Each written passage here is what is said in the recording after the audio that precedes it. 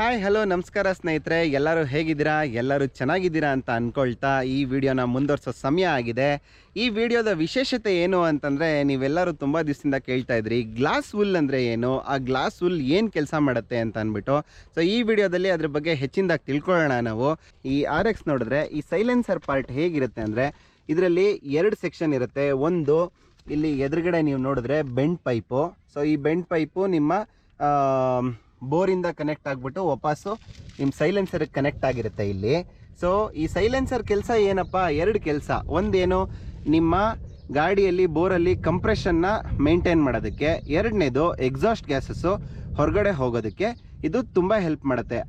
ಅದಲ್ಲದೆ ಇದ್ರದ್ದು ಇನ್ನೊಂದು ಮೇಯ್ನ್ ಇಂಪಾರ್ಟೆಂಟು, ನಾವು ಏನಕ್ಕೆ ಇದನ್ನು ಸೈಲೆನ್ಸರ್ನ ಯೂಸ್ ಮಾಡ್ತೀವಿ ಅಂದರೆ, ನೇಮೇ ಎಕ್ಸ್ಪ್ಲೈನ್ ಮಾಡೋಂಗೆ ನಮಗೆ ಬರೋ ಅಂಥ ಇಂಜಿನ್ ಒಳಗಡೆ ಪ್ರೊಡ್ಯೂಸ್ ಆಗುವಂಥ ಸೌಂಡ್ನ ಸೈಲೆನ್ಸ್ ಮಾಡೋದಕ್ಕೆ, ಅಂದರೆ ಕಮ್ಮಿ ಮಾಡೋದಕ್ಕೆ ಈ ಸೈಲೆನ್ಸರ್ನ ಉಪಯೋಗಿಸ್ತೀವಿ. ಸರಲ್ಲಿ ಏನು ಅಂತಂದರೆ, ಇಲ್ಲಿಂದ ಇಲ್ಲಿವರೆಗಡೆ ನಿಮ್ಮದು ಬ್ಯಾಫಲ್ ಸೆಕ್ಷನ್ ಇರುತ್ತೆ. ಅಂದರೆ ನಿಮ್ಗೆ ಇಲ್ಲಿಂದ ತಡೆಗೋಡೆ ಥರ 1, 2, 3 ತಡೆಗೋಡೆ ಇರುತ್ತೆ. ಅದಾದಮೇಲೆ ನಿಮ್ಮ ಬ್ಯಾಫಲ್ ಸೆಕ್ಷನ್ನು ಎಂಡ್ ಪಾಯಿಂಟ್ ಇರುತ್ತೆ. ಎಂಡ್ ಪಾಯಿಂಟಲ್ಲಿ ನಿಮ್ಗೇನಿರುತ್ತೆ ಅಂತಂದರೆ, ಇದ್ರ ಒಳಗಡೆ ಒಂದು ಮಫ್ಲರ್ ಇರುತ್ತೆ.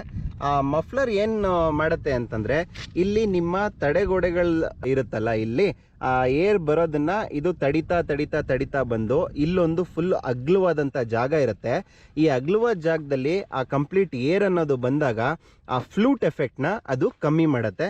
ಸೊ ಆಬ್ವಿಯಸ್ಲಿ ನಿಮ್ಗೆ ಅದು ಕೊನೆಗೆ ಎಂಡಿಗೆ ಬರೋಷ್ಟೊತ್ತಿಗೆ ಫುಲ್ ಸೌಂಡ್ ಎಲ್ಲ ಫಿಲ್ಟರ್ ಆಗಿಬಿಟ್ಟು ನಿಮಗೆ ಓನ್ಲಿ ಹೊಗೆ ಮಾತ್ರ ಹೊರಗಡೆ ಬರುತ್ತೆ, ಸೌಂಡು ಅನ್ನೋದು ಕಂಪ್ಲೀಟಾಗಿ ನಿಲ್ಲುತ್ತೆ. ಅದಕ್ಕೋಸ್ಕರ ಸೈಲೆನ್ಸರ್ ಅಂತ ಅನ್ನೋದನ್ನು ಮಾಡಿರೋದು.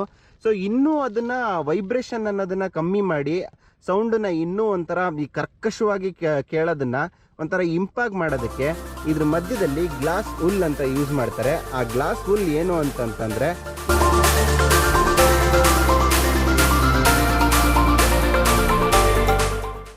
ಇದು ನಂದು ಹಳೆ ಗ್ಲಾಸ್ ಹುಲ್ಲು. ಈ ಆಯಿಲು ಅದರಲ್ಲಿ ಬಂದು ಅಕ್ಯುಮುಲೇಟ್ ಆಗಿ ಗಟ್ಟಿಯಾಗಿಬಿಟ್ಟಿದೆ. ಆ್ಯಂಡ್ ಮೋರ್ ಓವರ್ ನಿಮಗೆ ಕಂಪ್ಯಾರಿಸನ್ಗೆ ಪಕ್ಕದಲ್ಲಿ ಹೊಸದು ಇಟ್ಟಿದ್ದೀನಿ ನೋಡಿ ಗ್ಲಾಸ್ ಹುಲ್ನ. ಸೊ ಇದು ಎಷ್ಟು ಪ್ಯೂರು ಕಲರ್ ಇದೆ.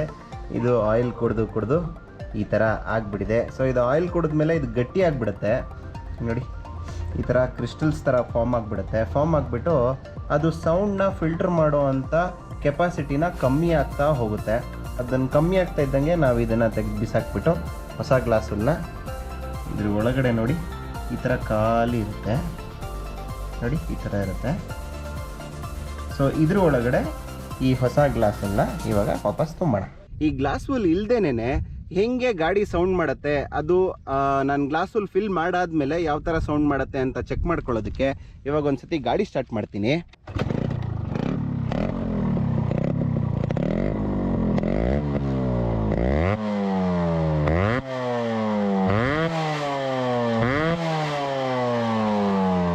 ನೋಡಿದ್ರಲ್ಲ, ಗ್ಲಾಸ್ ಹುಲ್ ಇಲ್ಲದೆ ಇದ್ದಾಗ ನಿಮ್ಗೊಂಥರ ಸ್ಪ್ಲಿಟರ್ ನಾಯ್ಸು ಎಂಡಲ್ಲಿ ಜಾಸ್ತಿ ಇರುತ್ತೆ. ಈ ಗ್ಲಾಸ್ ಹುಲ್ನ ಫಿಲ್ ಮಾಡೋಂಥ ಪ್ರೋಸೆಸ್ನ ನಿಮಗೆ ಟೈಮ್ ಲ್ಯಾಪ್ಸಲ್ಲಿ ತೋರಿಸ್ತೀನಿ. ಸೊ ಅದಾದಮೇಲೆ ಇದು ಹೆಂಗೆ ಸೌಂಡ್ ಮಾಡುತ್ತೆ ಅಂತ ಮತ್ತೆ ಗಾಡಿ ಆನ್ ಮಾಡಿಬಿಟ್ಟು ಆ 2 ಡಿಫ್ರೆನ್ಸ್ ಕಂಪ್ಯಾರಿಸನ್ ವಿಡಿಯೋನು ನಿಮಗೆ ಹಾಕ್ತೀನಿ.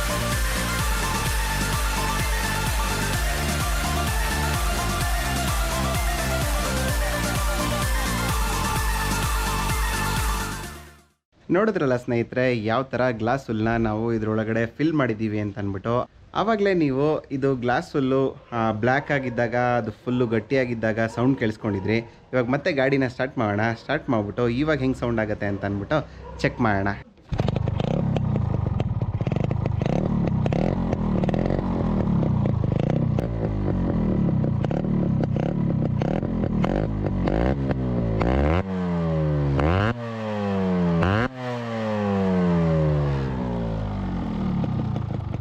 ಕೇಳಿಸ್ಕೊಂಡ್ರಲ್ಲ, ಆ ಸ್ಪ್ಲಿಟ್ರ್ ಹೊಡೆಯೋ ನಾಯ್ಸು, ಆಮೇಲೆ ನಿಮ್ಗೊಂಥರ ಕರ್ಕಶವಾಗಿ ಕೇಳಿಸೋದು ತುಂಬಾ ಕಮ್ಮಿ ಆಗಿಬಿಡುತ್ತೆ. ನಿಮ್ಮ ಕ್ಯಾಮ್ರಾದಲ್ಲಿ ಅಥವಾ ಇದ್ರ ಮೈಕಲ್ಲಿ ಹೇಗೆ ಕೇಳಿಸ್ತಾ ಇದೆ ನನಗಂತೂ ಖಂಡಿತ ಗೊತ್ತಿಲ್ಲ. ಬಟ್ ನಾನು ಇದನ್ನು ಕೇಳಿಸ್ಕೋಬೇಕಾದ್ರೆ ಇನ್ನೂ ಸೌಂಡ್ ಅನ್ನೋದು ರಿಫೈನ್ಡ್ ಆಗಿದೆ. ಸೊ ಇನ್ನೂ ಸ್ಮೂತಾಗಿ ಬರುತ್ತೆ. ಆ ಫ್ಲೂಟ್ ಸೌಂಡ್ ಅನ್ನೋದು ನಾನು ಹಾಕಿರೋ ಮಫ್ಲರ್ಗಂತೂ ತುಂಬಾ ಚೆನ್ನಾಗಿ ಬರ್ತಾಯಿದೆ. ನೀವೂ ಅಷ್ಟೇ, ನಿಮ್ಮ ಹತ್ರ RX 100, 135 ಯಾವುದಾದ್ರೂ ಇತ್ತು ಅಂತಂದರೆ ಅದಕ್ಕೆ ಲಾಸ್ಟಲ್ಲಿ ಒಂಥರ ಪಟ್ ಅಂತ ಸೌಂಡ್ ಬರ್ತಾಯಿದ್ರೆ ಈ ಗ್ಲಾಸ್ ಹುಲ್ನ ಈ ಥರ ಚೇಂಜ್ ಮಾಡ್ಕೊಂಡು ನೋಡಿ, ಒಳ್ಳೆ ರಿಸಲ್ಟ್ ಇದೆ ಅಂತ ಹೇಳ್ತಾ ನಾನು ನಿಮಗೆ ಮುಂದಿನ ವೀಡಿಯೋದಲ್ಲಿ ಸಿಗೋ ತನಕ ನಿಮ್ಮೆಲ್ಲರಿಗೂ ಮಂಜುನಾಥ ಮಾಡ್ತಾ ಇರೋ ನಮಸ್ಕಾರಗಳು. ಟಾಟಾ ಬಾಯ್, ಸಿ ಯು.